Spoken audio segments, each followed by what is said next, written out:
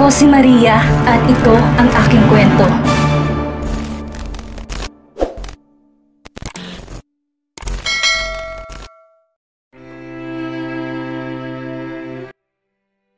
Caleb, tell me the truth. Tama bang nalaman ko impormasyon tungkol kay Dark? You already knew it, but you kept it from me? Walang katok-katok na binuksan niya ang pinto ng study room ni Caleb at tinanong iyon. Natigil sa meeting si Caleb at tinangat ang tingin mula sa screen ng MacBook na kaharap. Meeting adjourned. Anito sa mga kausap saka siya hinarap. Sinara nito ang MacBook pagkatapos si idle mode iyon. You're here? Tama bang nalaman ko?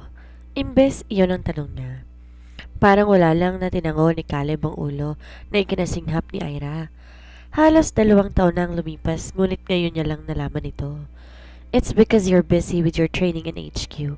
Also, you already buried your past so I don't see the importance of telling that to you. Sinabi mo kalilimutan mo ng nakaraan kaya nirerespeto ko yun. Pabagsak niyang sinara ang pinto at saka lumapit sa pinsan. Nakipagtitigan naman si Caleb sa kanya, hindi alintana ang galit ni Ira. Pero alam mong hindi niya ako niloko. He was threatened by Zoran's foster sister. Hindi ko alam ganun kalit ang mundo na ang ampun pa ang totoong magulang ko. Ang gustong magpapatay sa akin. Kaya napilitan si Dark na saktan ako. He didn't mean to hurt me. But you still got hurt. And it almost killed you. That is not an excuse for him to inflict pain on you, Cristel. Naiintindihan naman niya ang punto ni Caleb, ngunit bakit iyon inilihim sa kanya? Ilang taon niyang inalagaan ang galit para sa lalaki, ngunit ginawa pala ni Dark para iligtas siya. Hindi niya alam kung anong dapat niyang maramdaman ngayon. Pero Caleb, Cristel, that's the consequences he needs to face. I won't judge him for his choice but I didn't like the action for the choice he made that hurt you. Yung babaeng yun na may kasalanan, hindi ba? Hanggang ngayon ba hawak niyo pa rin sa leg si Dark? Marahas na pinunasan ni Ira ang mukha dahil basayo ng luha at sinulipan muli si Caleb. No, I made sure to cut her connections within this country. I weakened their power here and it made them paralyzed for a while. But I will leave her to you, Cristel. Ikaw ang dapat magparusa sa babaeng yon.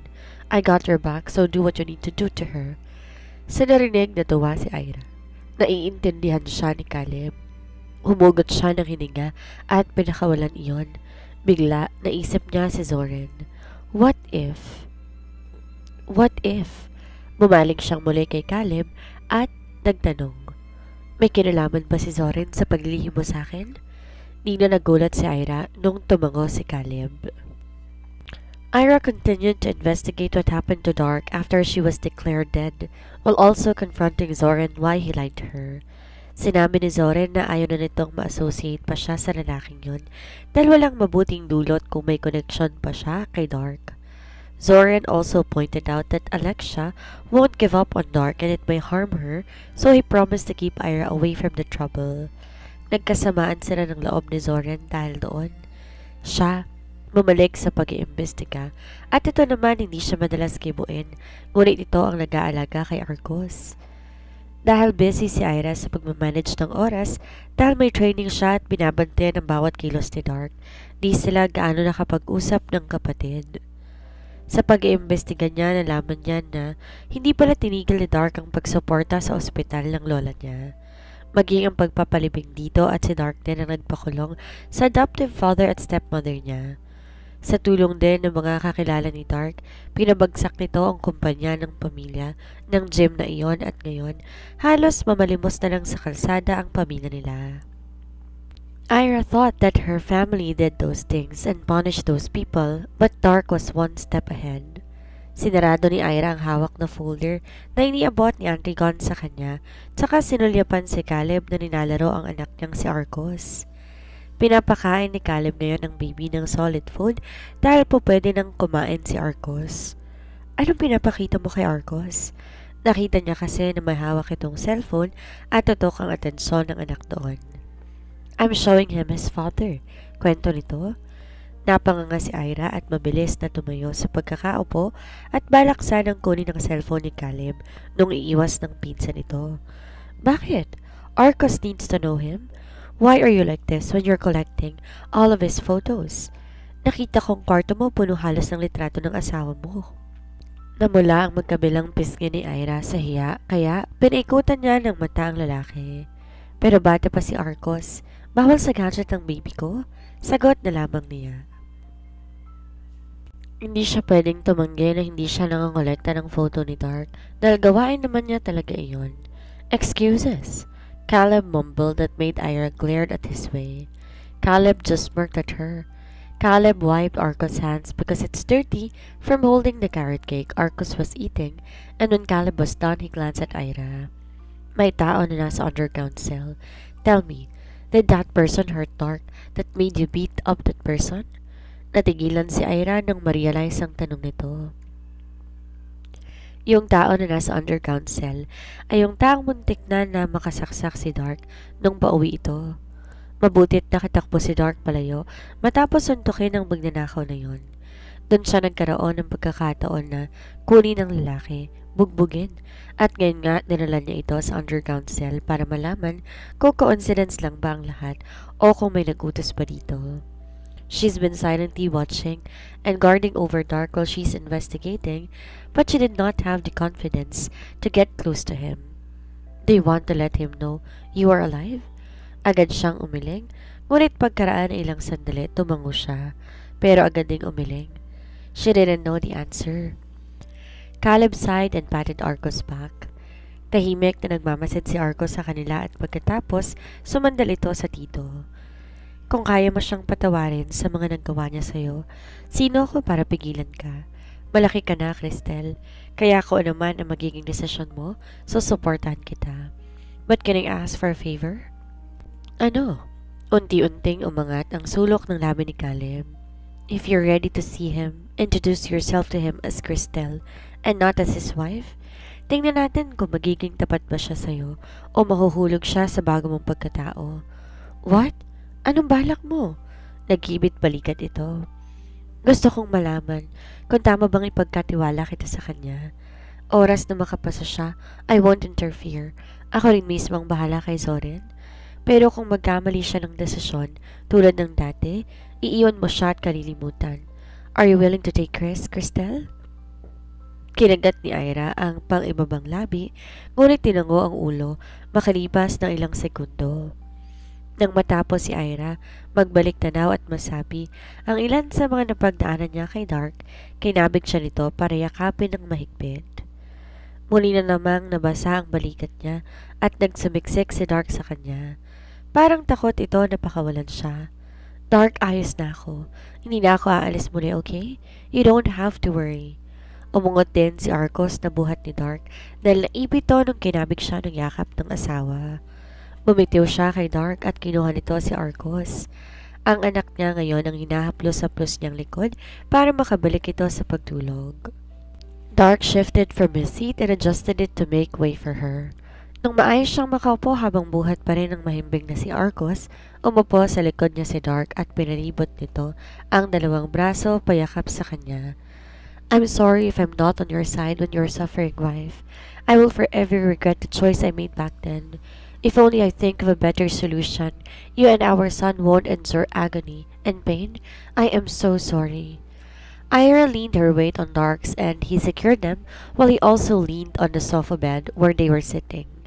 Inawakan niya ang braso nitong nakayakap sa may tiyan niya at hinaplos yun. Pinaliwanag ko na, hindi ba Dark? Nung una lang ako galit, napatawad na kita. Hindi tayo dapat nagbibilangan ng mali dito kasi pareho tayong may mali. Sinaktan mo ko. Kasi yun ang akala mong paraan para hindi ako mapahamak. At ako naman nasaktan kita nung itanggi kong ako si Ira. Basta ngayon aayusan na natin ha. Tama na yung 3 taon nang lumipas na hindi tayo magkasama. Siniksik na ni Dark ang ulo sa may gilid ng leeg niya at pinatakan ng halik ang balikat niya. Nakiliti si Ira, kaya kinurot niya ang braso ni Dark. Dark groaned that his breath hit the side of her neck that made her shudder but he didn't say a word. Dark? Tawag niya dito. Let's stay like this for a while, wife. Gusto ko nang yakap ko kay ni Arcos. I still can't believe that we are complete right now. Salamat sa pag-intindi sa akin. Dark, salamat at hindi ka sumuko nung sinabi kong hindi ako si Ira. You did not listen and instead, you listened to your intuition. Nilapit ni Dark ang mukha sa kanya, pinatong nito ang baba sa may balikat. Halos magkadikit na tuloy ang pisngi nilang dalawa. It's because your family wants me to recognize you as Ira. They want to see if I'm serious with you, right? Ginawa nila yon para tingnan kung hindi ako magkakamali. Ira slowly nodded her head. Bakit sinasabi nila na napagkakamalan mo kung si Alexia, kaya kayo naging close? Hindi ko alam kung seryoso ba si Caleb sa sinabi niya. Nakita na ba tayo dati? Dahil sa naging tanong, lumingon si Ira kay Dark at napaikot siya ng pwesto para matingnan ang mukha nito. Napansin niya ang pagkagulat sa mukha ni Dark. Oh, I forgot to tell you. May kailangan ba akong malaman? Napanganga si Dark at nakita ni Ira ang unti-unting paggapang ng pamumula sa mukha nito. Uy, Dark, ano yun? Do you remember when you were a kid? You owned a puppy named Brutus? Naalala mo ba yung batang lalaki na bigla na lang lumitaw sa woodshed ninyo? Sandaling nag-isip si Ira. Meron ba siyang kilalang batang lalaki? Pinilit ni Ira ang alalahanin iyon at may lumitaw sa balintataw niya. Napatingin siya kay Dark. Don't tell me, ikaw yung batang yon? Yung Englisherong bata na hindi marunong umuwi sa bahay nila? Mariing naglapat ang bibig ni Dark at nag-iwas ng tingin. Ngunit napansin ni Ira umabot na hanggang tenga ang pamumula nito. You stripped me off my clothes that time, wife. Do you remember that? I found you so you can be responsible for that. Dark mumbled. Siya naman tong napipinga yon dahil naaalala niya yon. Dahil sa sobrang init ni Dark noon, naalala ni Ira ang turo na kailangan daw punasan ng buong katawan na malamig na bimpo kaya hinabaran niya si Dark. Wala pa siyang muwang noon Gusto niya lang mailigtas si Dark noon dahil nga sobrang init nito. Ikaw talaga yung batang yon? Hindi ka nagbibiro? This time, Dark nodded his head. Nagbukas sara ang bibig ni Ira ngunit sa huli wala siyang masabi. Akala niya siya lang itong may lihim. Si Dark din pala. I was looking for you when I woke up at the hospital, but you were nowhere to be found. Sinabi nilang lalaki daw ang nagligtas sa akin, pero ikaw malinaw kong naalala noon. Ira, I also thought that your name is Lala, that I mistook Hailey as you when I saw her. Si Pa, yung lalaking akala ko yung tatay kong nagdala sa sa ospital. Dinalaw niya kami at nagbigay ng groceries. At dahil may tiwala na pa ako dati sa kanya, sinabi kong may bata akong nakilala at may sakit. Ayaw kanyang dalhin sa ospital, pero dahil umiyak ako at nagmakaawa, dinala kanya sa ospital. Pagkatapos nun, wala na akong narinig na balita tungkol sa'yo. Basta't ang sabi lang, binalik ka na sa pamilya mo at nawala na sa isip ko yon. Dark suddenly smiled and she was taken aback when he learned and put a chaste kiss on her forehead. You're really precious, Ira, and I was so wrong to mistake that woman as you. Thank you for saving me that time. If not for you, maybe I will die in hunger. And since you stripped me and saw me naked, thank you for being responsible that you married me. Napanganga si Ira at tinangat ang isang kamay, nayakap si Arcos para lang takpan ang bibig ni Dark. Yang bibig mo, Dark, ha? Nakikita mong nandito si Arcos. Dark chuckled and bowed to glance to Arcos, who slept soundly. He's still fast asleep. Wife? Kahit na, ikaw kukurutin kita talaga. Wala pa ring preno yung bibig mo kahit kailan. Nailing ni Dark ang ulo. At kinulong mo rin siya sa yakap. Malaki ang space ng sofa bed kaya kahit anong pwesto, hindi sila nahuhulog kahit pahiga na sila. Kanina ka pa yakap ng yakap. Ungot niya pero hindi naman kumawala dito. At hindi ako magsasawang yakapin ka. Pinaikot niya ang mga mata, ngunit nangingiti rin. Nahuli ni Dark ang ngiting iyon at nagliwanag ang ekspresyon nito. I love you, Ira. So much. Sa isang buong araw sa loob ng bahay na natili si Ira at Dark kasama ng anak nilang si Arcos. Dark bonded with Arcos and their son really loves Dark's presence. Umiiyak pa nga ito kapag hindi buhat ng ama minsan.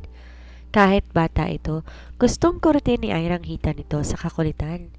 Kapag aakto naman siyang kukurutin to, tatakbo si Arcos sa ama, magtatago at saka isusumbong siya.